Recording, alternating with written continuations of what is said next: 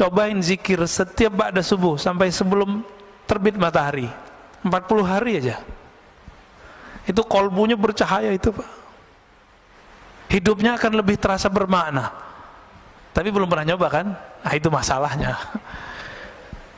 40 hari aja. Sayyidina Umar ada masalah 40 hari, 40 hari, 40 hari begitu. Nabi Muhammad SAW ketika beliau berkhalwat di Gua Hira beruzlah itu juga sama 40 hari. Nabi Yunus di perut ikan 40 hari. Nabi Adam sujud 40 hari. Semuanya 40 hari Pak. Dan kehadirannya Allah terasa dekat. Kenapa sepertiga malam terakhir itu spesial? Karena di saat itu tidak ada gelombang suara dari yang lain.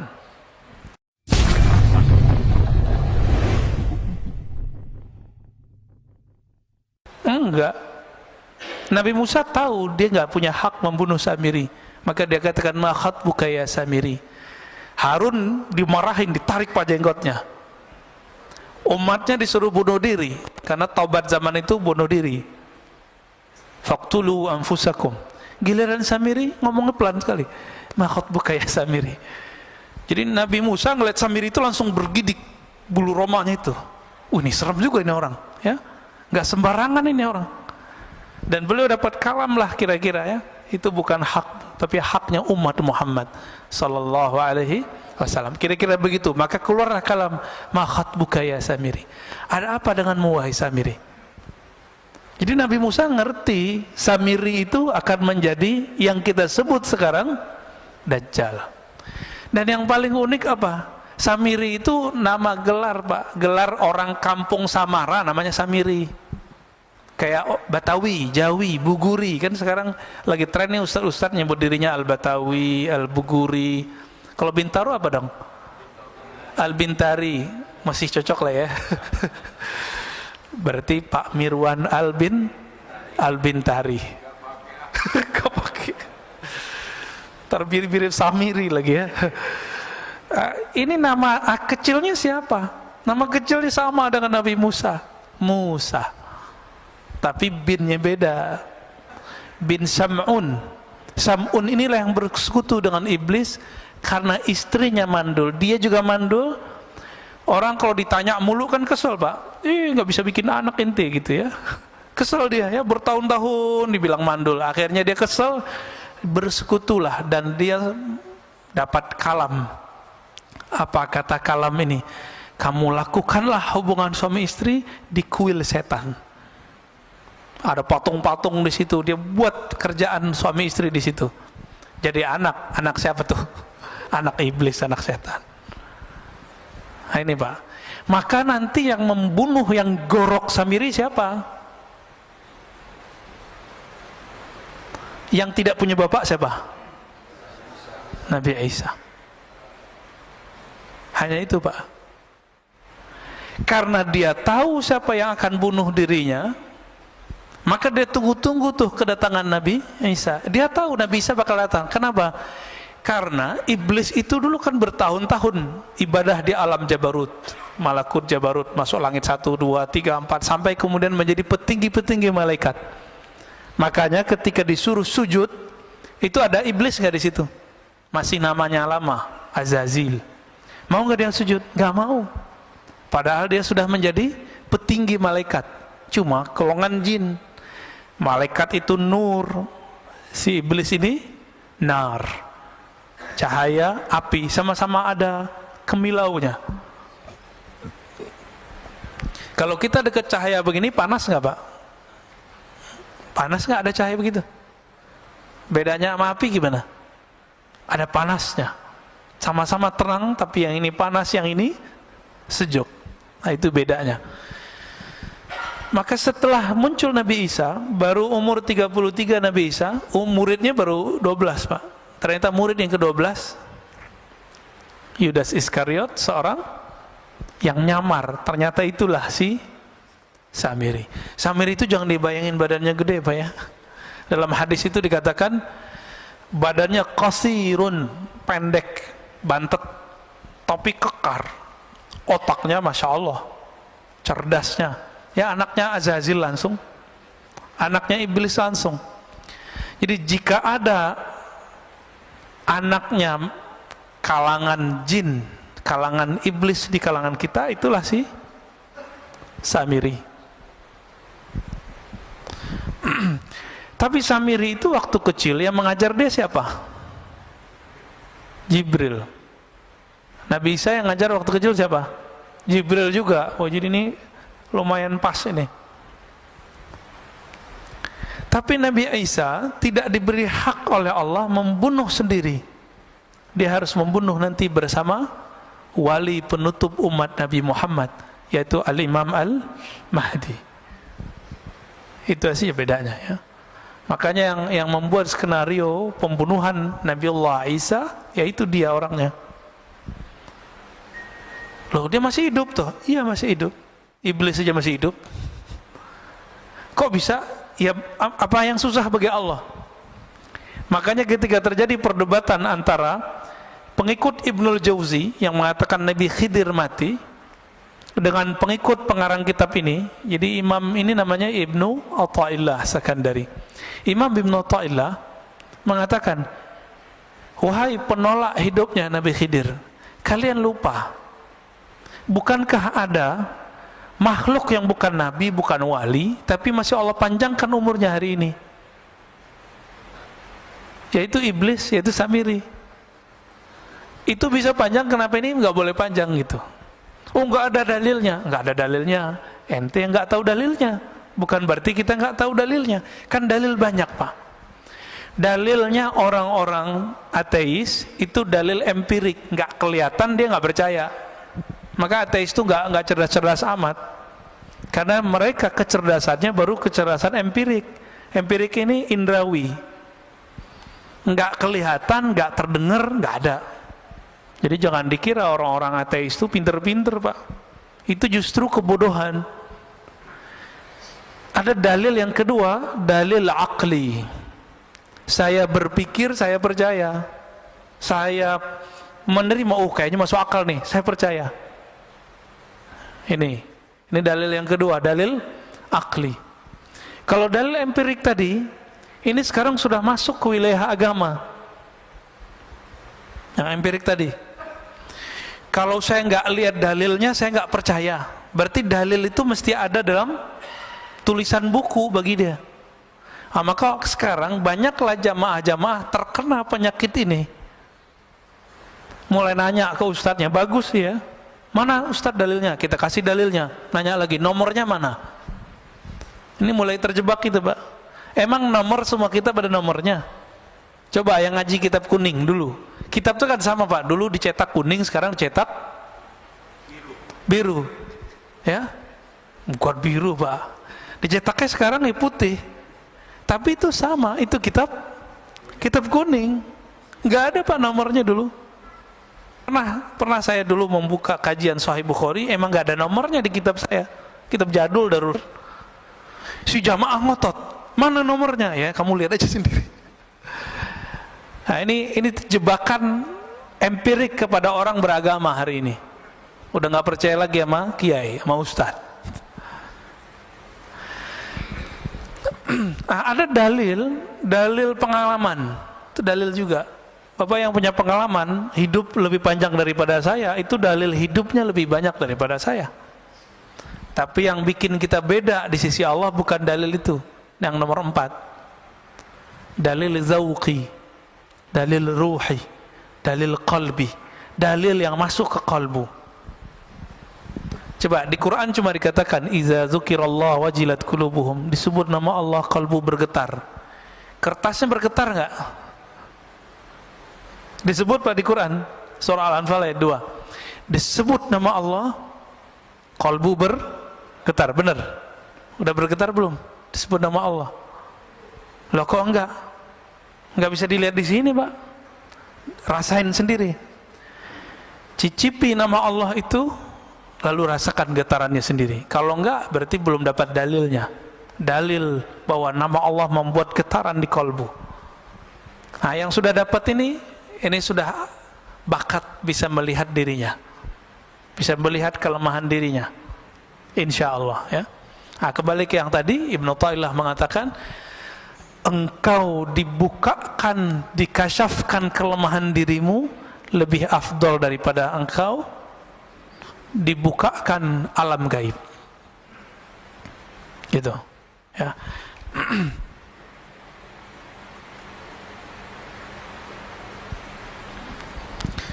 Supaya kita bisa melihat diri sendiri, gimana caranya? Supaya kita tidak terhijab oleh diri kita sendiri. Maka dalam kalam berikut beliau mengatakan, ukhruj min awsafi syariyatik, keluarlah engkau dari sifat-sifat manusiawimu. Jam segini kalau manusia sedangnya ngapain, Pak? Tidur. Nah itu, keluar dari sifat itu. Ngapain? Kalau nggak ta'lim, zikir.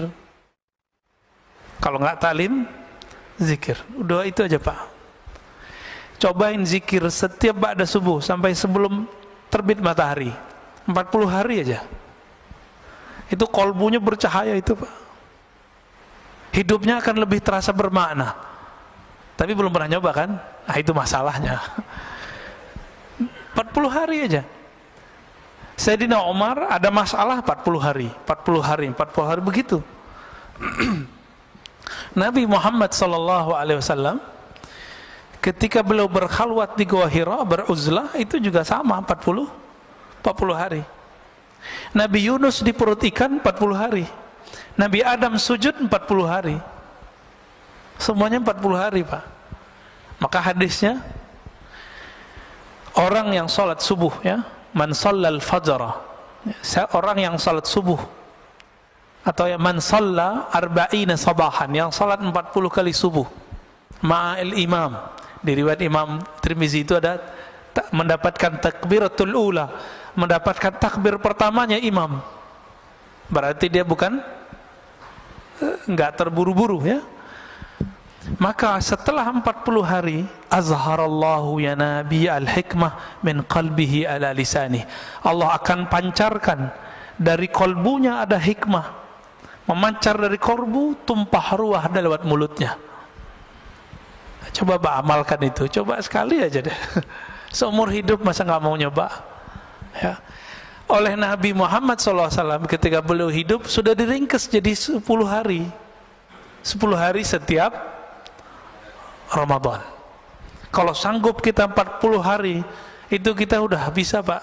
4 kali Ramadan nggak perlu itikaf, nggak apa-apa. Ya.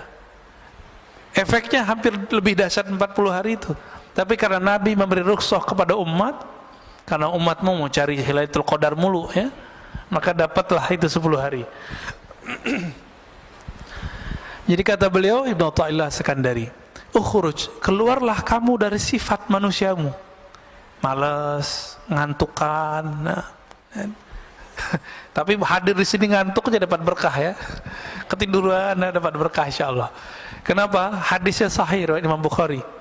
Allah mengatakan Allahumma shalli alaih, ya, malaikat, ya, Allahumma shalli alaih. Setiap kali ada orang duduk di tempat sholatnya, maka malaikat berdoa, Allahumma shalli alaih, ya Allah sampaikan salawat kepadanya, rahmati orang ini. Allahumma rahamhu, Allahumma ufirlahu, ya Allah rahmati dia, ampuni dia. Kita duduk aja, Pak, maka enak tuh, tidur lagi taklim itu enak. Didoain malaikat. Tapi yang bangun lebih enak lagi. Sifat basyariyah apa yang dikatakan di sini? An kulli wasfin mutanaqidin li'ubudiyatik. Semua sifat-sifat yang berlawanan dengan penghambaan diri kepada Allah. Malas, lawannya apa? Rajin ibadah. Maka sifat malas ini, ya, turunannya malas, tidur. Nah, kalau anak kampus malas ngapain? Nulis skripsi, Pak. Oh, nggak bisa fokus. Gimana mau fokus? Handphonenya main terus. Ini anak-anak kampus nih, ya, nggak bisa fokus. Kenapa? Karena main game terus, YouTube terus. Akhirnya nggak bisa fokus. Mau S1, S2, S3 sama. Ya, jangan dikira dosen-dosen yang lagi, kan dosen-dosen itu disuruh kuliah sekarang untuk S3. Itu juga kecanduan main handphonenya lebih dahsyat daripada anak S1. pas masuk kelas kayaknya paling bijak gitu ya, ngata-ngatain mahasiswanya biar nulis skripsi, disertasinya nggak beres. Sama aja bohong ya.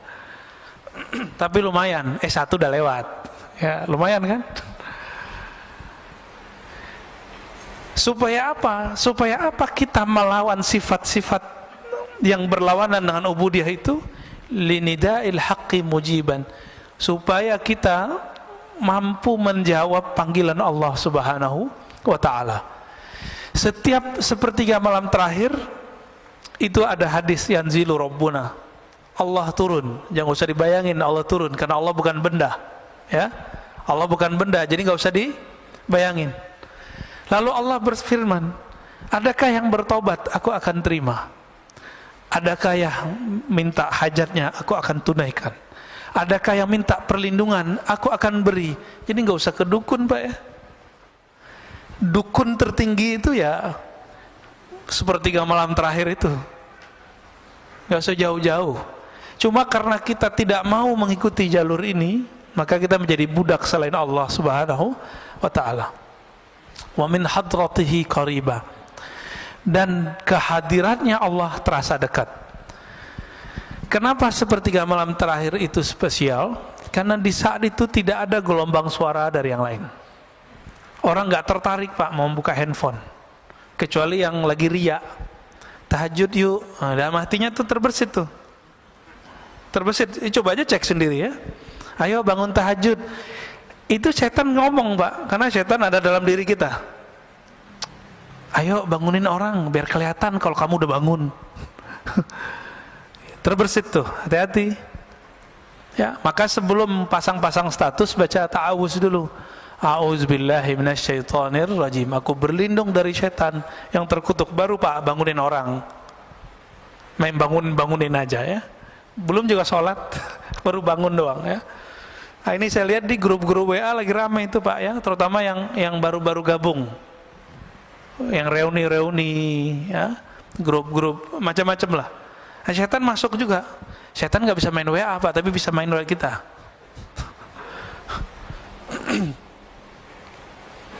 Bagian terakhir ya, aslu kulli ma'siyatin wa ghaflatin wa syahwatin ar-ridha 'anil nafs. Kenapa ada maksiat? Kenapa ada kelalaian? Kenapa ada kita ini mengikuti hawa nafsu? Apa jawaban beliau? Pokok penyebabnya adalah satu, ar-ridha 'anil nafs. Kita meridhoi kehendak diri, kehendak nafs, hawa nafsu. Contohnya nih, kalau melihat yang bening-bening itu nafs bukan? Benar ya? Kita membiarkan mata kita terpapar Pak.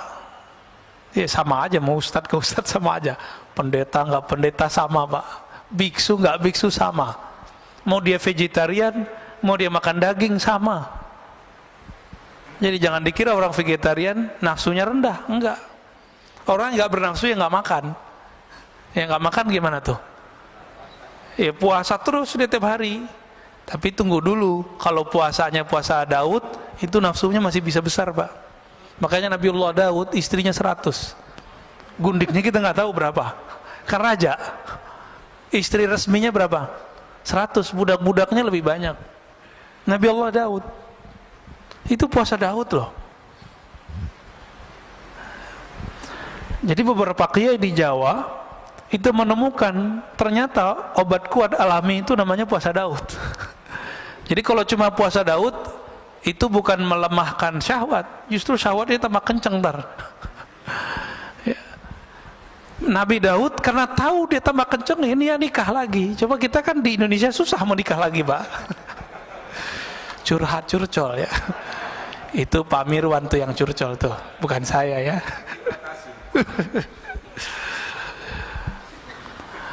Orang itu pikirnya gini, kalau kiai ya, ustadz kalau nikah lagi kan ustadz suci. Lah ustadz suci dari mana? Seharusnya ustadz lebih mampu menjaga syahwatnya. Justru itu salah. Imam Asyuti melihat kenapa ya para nabi ini banyak istri. Imam Suyuti mengatakan dalam syarah beliau dalam hadis Nasai, karena para nabi itu beban rohaninya berat, Pak. Dan pengalaman rohaninya jika itu datang, yang mampu menawar rasa itu cuma menikah. Nah, Nabi Muhammad itu seharusnya kan boleh nikah 100 Nabi Muhammad. Tapi beliau mendiskon dirinya sendiri. Seharusnya beliau boleh menikah seperti Nabi Sulaiman 400, Pak, istrinya Nabi Sulaiman. Hadisnya sahih itu. Ada di hadis sahih, ada di Bible. Jadi yang coba ngejek-ngejek Nabi Muhammad, kasih tahu aja, Solomon istrinya 400, gundingnya 600. Ya. Kenapa begitu? Karena ketika orang mendapatkan pengalaman rohani, itu namanya ahwal. Itu gejolak dalam dirinya. Itu hanya bisa ditawar, bisa diredam cuma dengan menikah. Itu sebabnya para nabi itu istrinya banyak. Loh, kok begitu Ustaz? Ya, emang begitu, mau gimana lagi? Ini mohon maaf. Kenapa di surga yang disebut selalu hurul ain, al-hurul ain, hurul ain, bidadari, bidadari, bidadari. Mohon maaf ya. Kenapa? Ya bukan. Kalau Quran turun di Arab, ya bukan, Pak. Quran turun di bumi, sama, mau di Arab mau di mana sama. Pak Mirwan ditaruh gadis depan masih minat loh, walaupun sudah umur berapa? 67 masih minat itu. Tuh tandanya. Kalau kuat kan nggak tutup mata. Kenapa? Iming-imingan surga itu selalu bidadari. Syahwat kan urusannya. Kenapa ada orang jadi teroris, bunuhin orang, ketika ditanya, ketika dia gagal, dijawab apa? Saya mau menikahi 72 bidadari. Kita cek hadisnya, hadis Imam Tirmizi, hadisnya sahih, Pak. 72 urusan, mohon maaf, urusan syahwat doang dia harus bunuh seorang. Waras gitu? Nggak waras, Pak. Maka kadang-kadang orang beragama kalau caranya tidak benar, jadi nggak waras. Otaknya syahwat aja tuh, ya, mikirin bidadari yang montok-montok gitu, ya. Kenapa? Ternyata di surga itu nikmat paling tinggi itu memandang Allah. Satarawna rabbakum kama tarawna syamsa bila sahab, kama tarawna al-qamar fi lailatul badr. Kamu akan memandang Allah nanti di surga seperti memandang matahari tanpa ada awan, memandang rembulan di bulan purnama, di malam bulan purnama. Dan itu memandangnya lebih nikmat dari semua nikmat seksual. Kita pengen ngurusin mata aja harus kena macet dulu di puncak. Enggak. Sekarang diam-diam tuh orang ke puncak. Ya biar enggak di swab, nggak antigen, bener nggak? Diam-diam mau ngurusin mata ini doang. Jadi mata ini senang yang indah, dan Allah itu maha indah. Innallaha jamil yuhibbul jamal. Allah itu maha indah. Keindahan Allah Subhanahu wa taala itu tidak bisa diakses oleh sembarang orang. Apalagi yang berharap dapat nikmat syahwat doang di dunia, di akhirat. Maka surga itu ada surga namanya jannatur ru'yah, surga memandang. Itu yang Nabi sebut tadi. Ada jannatus syahwa, jannah surga syahwat. Setiap masa, setiap satu hari, harinya surga berapa hari kita? Alfasanah, 1000 tahun. 1000 tahun kita baru satu hari di Firdaus, surga paling tinggi, Pak. Itu mereka setiap hari mampu melihat Allah Subhanahu wa taala, diizinin sekali. Tapi yang di bawah Firdaus, kalau tadi sekali sehari surga, mungkin mereka sekali setahunnya surga. Kalau sekali setahunnya surga dihitung aja, Pak, berapa ribu itu? Anggaplah sekali 1000 tahun mereka baru bisa melihat Allah, dan Allah memperlihatkan dirinya sekali. Ketika Allah tidak memperlihatkan dirinya, apa yang terjadi? Mereka mempunyai rasa rindu melihat Allah, musyfiqun, ya, rasa takut plus rindu. Rindu apa? Ini murid aja kalau sama guru bisa rindu. Jadi kita punya teman itu pengen sekali ketemu, nggak tahan dia mau ketemu Pak. Ada, ya, pengen ketemu gurunya. Oh, kadang jauh-jauh dari mana dia datang. Makanya guru-guru kita, kiai-kiai kita itu, dia punya pesantren di pelosok, muridnya dari mana-mana. Itu kerendian murid pada guru, apalagi Tuhannya guru. Itu lebih dahsyat Pak. Apa yang bisa menawar itu, yang bisa meredam itu semua gejolak itu? Itu hanya nikmat syahwat. Maka dikasihlah 72 bidadari, itu mah kecil Pak. Terlalu sedikit 72 itu. Ya, mungkin ada yang kasih 1000 ntar ya, kan asik tuh. Tapi bisa nggak menawarnya? Dia hanya sesaat. Makanya ahli surga itu nanti mencari ilmu ma'rifatullah lagi kalau dimasuk surga. Mumpung masih di dunia, cari Pak ilmu ma'rifatullah sekarang. Jangan cuma ilmu-ilmu zahir doang yang dicari. Cari ilmu ma'rifatullah. Saya lagi belajar zikir. Zikir beda dengan ilmu ma'rifatullah. Zikir itu cara mendekat. Kalau ma'rifat itu keilmuan, masuknya ke alam rohani. Nah, cari ilmu itu mumpung masih dunia. Tapi hati-hati, sekarang di YouTube banyak yang begitu, nggak usah dipercaya. Ya, sekarang di YouTube tuh banyak yang ngaku-ngaku kajian-kajian ini, kajian Nur Muhammad, kajian ada yang benar, ada yang enggak Pak. Ya, kajian rasa, ijazah zikir, ini di mana-mana. Ini bulan ini memang saya berkali-kali, karena kita dengar, kita lihat ada orang ngamalin ijazah zikir dalam YouTube, sekarang sudah menjadi gila. Nggak jelas Pak untuk ujungnya kemana. Ya, ada yang udah mati juga ada. Ya, nauzubillah min dzalik. Jadi orang waras lebih enak ya. Zikir kalau nggak ketemu sama gurunya nggak usah diamalin. Saya bisa download Ustaz, ya nggak usah, biarin itu. Harus ketemu gurunya, dapat ijazahnya. Kalau nggak usah diamalin. Ya, udah amalin aja yang dulu dapat. Gimana Pak Mirwan? Udah. Kita tutup dengan kalimat setelahnya. Ya. Wa aslu kulli ta'atin wa yaqzatin wa aifatin adamur ridha minka anha. Adapun ketaatan asalnya bukan pada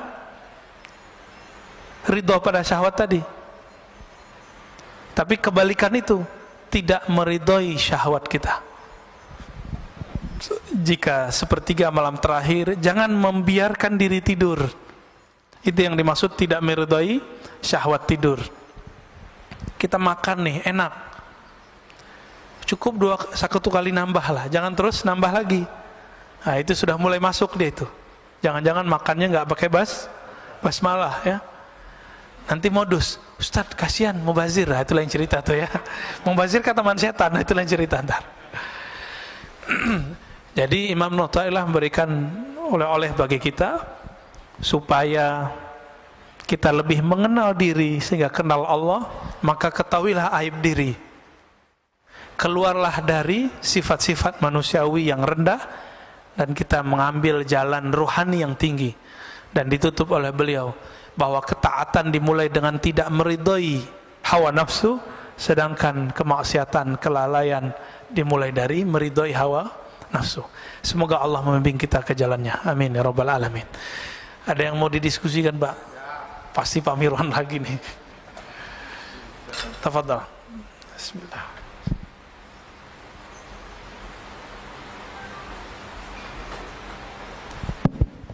Assalamualaikum warahmatullahi wabarakatuh. Waalaikumsalam warahmatullahi. Tadi dikatakan bahwa Musa Samiri, Musa bin Sam'un As-Samiri. Musa Samiri itu sekarang pun sudah ada. Kita semuanya menganggap Musa Samiri itu waktu zaman Nabi Musa aja, habis itu sudah tidak. Ya. Kalau itu yang terjadi, berarti Dajjal pun demikian. Dajjal pun dari dulu sampai sekarang juga udah ada, bukan kita menunggu Dajjal. Ya, di Indonesia pun banyak Dajjalnya. Ya, nggak usah saya sebutkan satu-satu, nanti rame. Jadi saya kira ngapain nunggu-nunggu Dajjal datang nanti? Dajjal sekarang aja kita basmi. Demikian, assalamualaikum warahmatullahi wabarakatuh. Iya, Samiri itu ya Dajjal, Pak. Jadi ada Dajjal yang teri, ada Dajjal yang kubro, yang asli itu. Itu Samiri.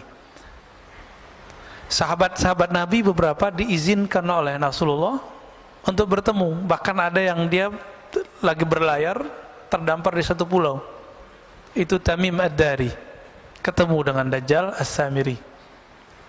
Di satu pulau yang mana kita nggak tahu, Pak.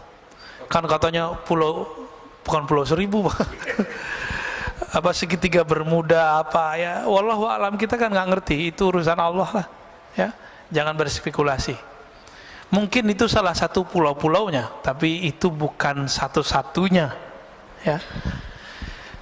Lalu ada Dajjal yang artinya maknawi. Apa kata Nabi? Setelahku la nabiyya ba'di, tidak ada lagi nabi, tapi akan muncul salasuna dajjalun, muncul 30 Dajjal. Jadi Nabi kasih angka 30. Itu yang gede-gede itu. Yang pokok-pokoknya aja. Mulai dari Musailamah Al-Kazzab. Namanya Kazzab. Kazzab Dajjal sama artinya. Jadi Musailamah Al-Kazzab itu ngaku dapat wahyu. Jadi ternyata nabi-nabi palsu ini juga dapat kasyaf dia. Ada yang masuk ke dalam dirinya. Hati-hati, Pak ya. Yang dapat bisikan-bisikan belum tentu dari Allah tuh ya. Siapa tahu dari iblis ya. Karena tadi iblis Azazil ini punya ring satu tadi, sekitar 70-an ribu, itu datang kepada calon-calon wali membisikkan kalam-kalam yang dulu iblis dapatkan sama saya masih menjadi malaikat, menjadi bagian dari malaikat. Jadi iblis itu mempunyai memori takdir. Itulah yang diceritakan kepada Dajjal-Dajjal teri itu. Makanya kalamnya pengikut-pengikut Dajjal yang ini persis seperti yang terjadi. Dia bilang akan terjadi, ini kejadian, Pak. Karena itu memori lama yang dia dapatkan dari Azazil. Gitu ya. Ya mirip-mirip kayak nabi, tapi nabi palsu. Nabinya iblis. Wali, tapi bukan waliur rahman, tapi wali syaitan. Ya. Jadi nggak usah kita membasminya pakai apa, Pak? Karena dia masuk lewat intelektual, kita masuk lewat intelektual. Dia mau membongkar iman, maka kita pertahankan iman. Nggak perlu kita bunuh, Pak, dia ya. Itu Pak Mirwan aja yang ngurus startup. Ya, tafadhol. Ada lagi?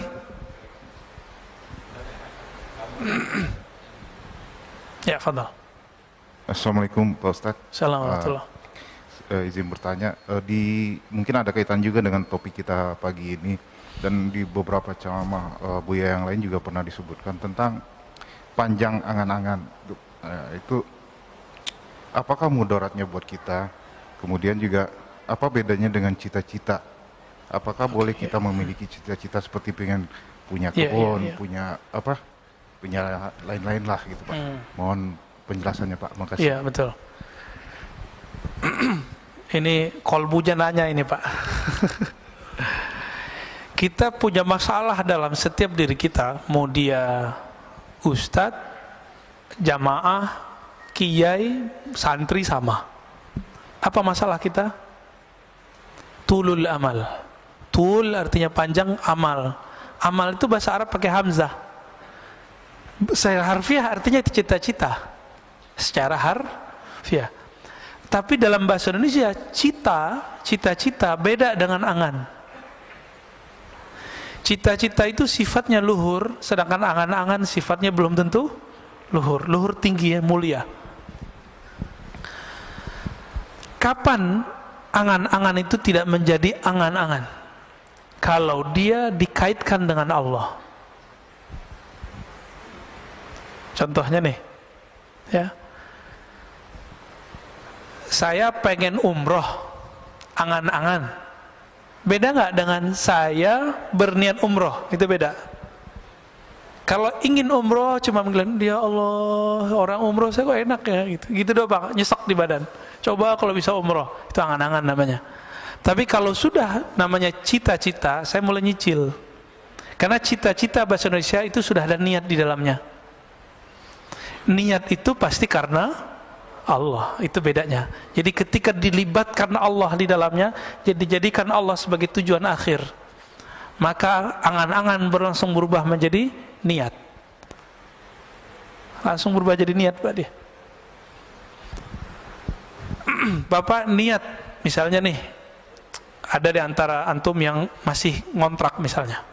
Misal, sedih gitu, ya Allah, ngontrak saya, ya Allah.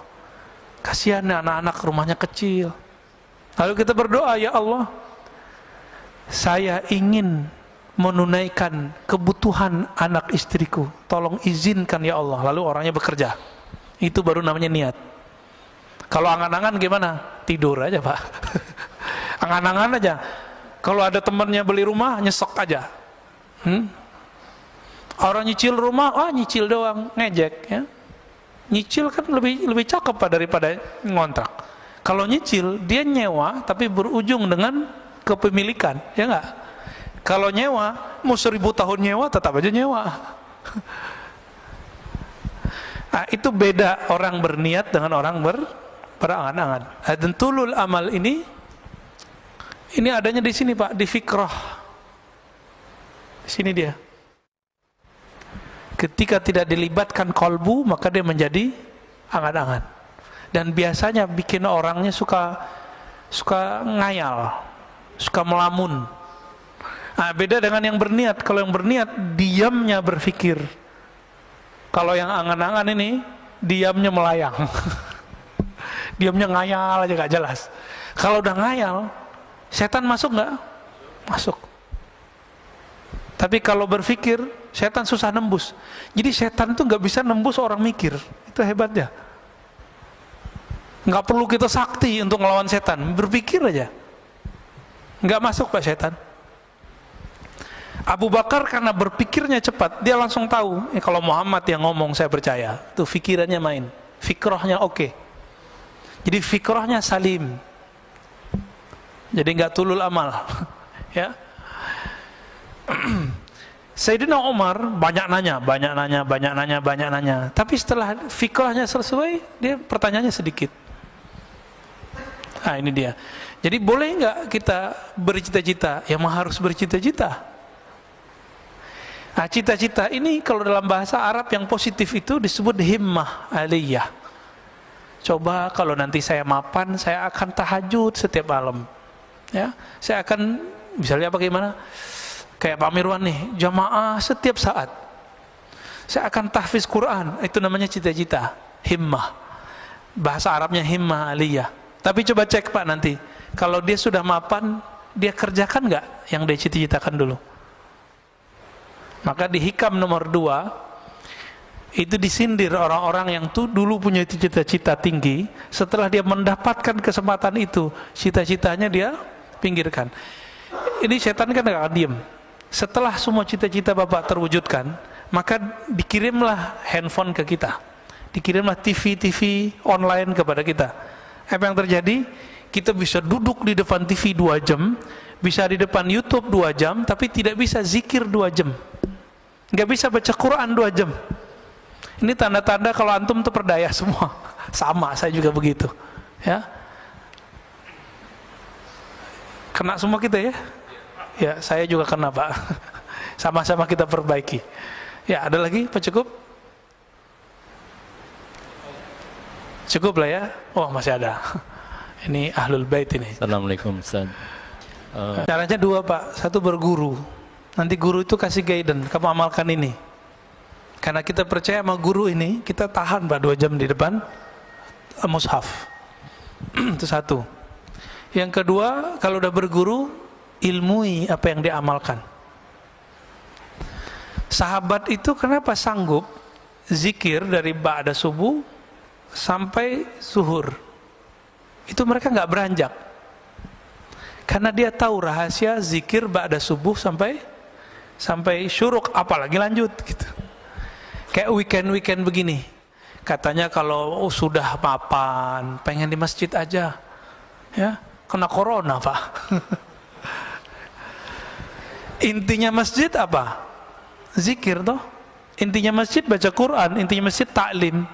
Ini taklim bentar aja udah gelisah, ya kan? Udah syuruk nih, Ini cara setan nipu nih Pak, hati-hati. Hati-hati di situ. Ya. Nah, tapi yang belum tahu ya nggak apa-apa. Lebih afdol ngaji apa sholat? Hah? Ngaji, beneran.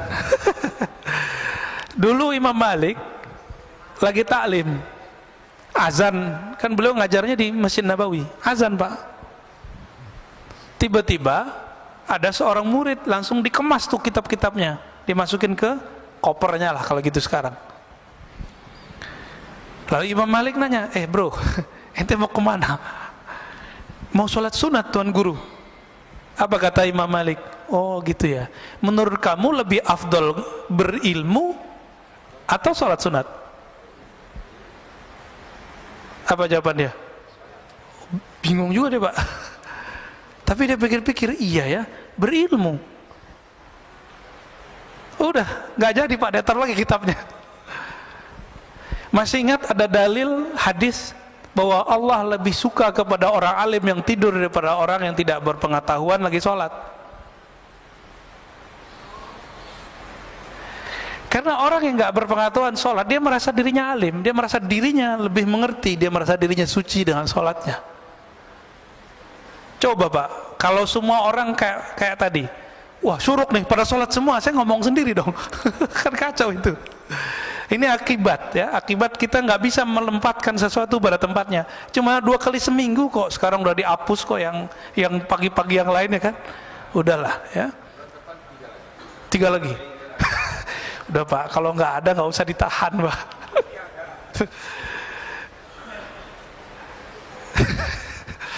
Jadi Bapak saudara Allah, ini mohon maaf kalau ada yang tersinggung ya. Silakan tersinggung. Kalau ada taklim, siapapun yang taklim, suka nggak suka, nyaman nggak nyaman, duduk aja.